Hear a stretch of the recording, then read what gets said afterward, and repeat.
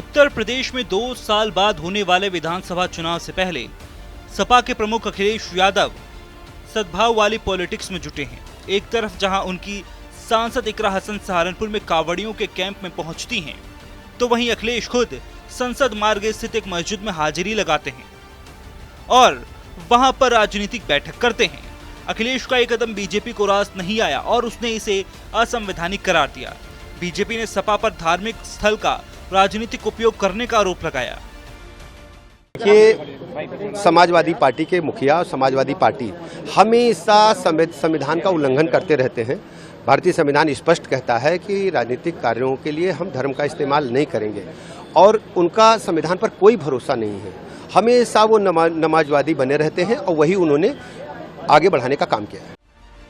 BJP के आरोपों का अखिलेश यादव ने भी जवाब देते हुए कहा कि आस्था जोड़ती है, जो आस्था जोड़ने का काम करती है हम उसके साथ हैं, लेकिन बीजेपी चाहती है कि कोई जुड़े नहीं, दूरियां बनी रहें। हम सभी धर्मों में आस्था रखते हैं, बीजेपी का हथियार धर्म है। आप लोग भी बीजेपी के चक्कर में फंस गए। मैं आपसे, क्योंकि ये धार्मिक लोग हैं जो मेरे बगल में खड़े हैं, मुझे नहीं पता था कि आप लोग मिल लेंगे, मुझे मुलाकात हो जाएगी आपसे और एक ऐसा सवाल आएगा। मैं केवल इतना जानता हूं कि आस्था जोड़ती है।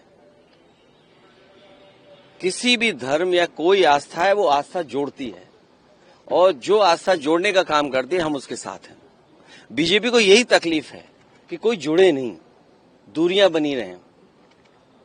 तो आस्था जोड़ने का काम करती है और इसलिए हम लोग हर आस्था पर आस्था रखते हैं। अब बीजेपी के कहने से, अब बीजेपी को मीठे से तकलीफ होगी तो मीठा छोड़ देंगे। बीजेपी कहेगी नमकीन खाइए तो नमकीन खाएंगे क्या?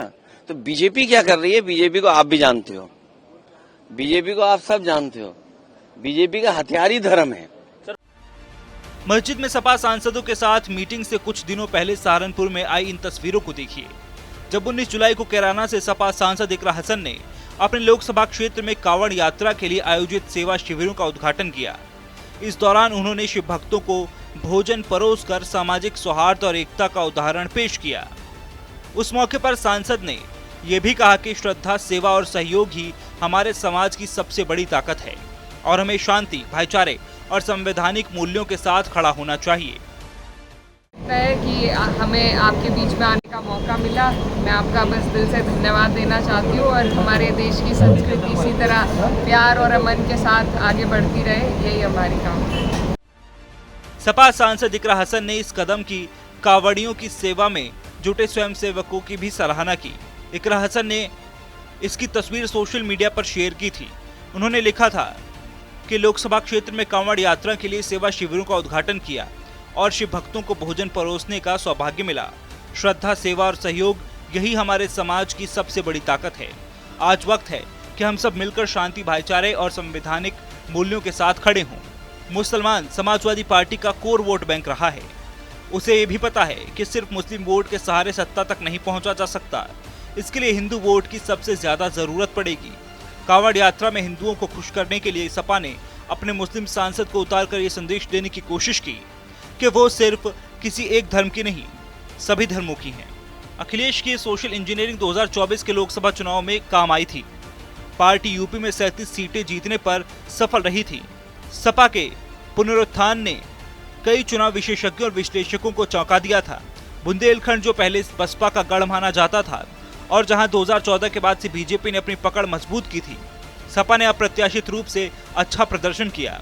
अखिलेश यादव के नेतृत्व में पार्टी ने कन्नौज, इटावा और बदायूं में जीत हासिल करके यादव क्षेत्र पर भी कब्जा जमा लिया था और उन्होंने प्रतिष्ठित कन्नौज सीट पर भी कब्जा किया। कुल मिलाकर जिस सोशल इंजीनियरिंग वाले फॉर्मूले को अपनाकर समाजवादी पार्टी ने 2024 के चुनाव में अपना जलवा दिखाया था, वो फॉर्मूला 2027 के विधानसभा चुनाव में भी अपनाती दिख रही है।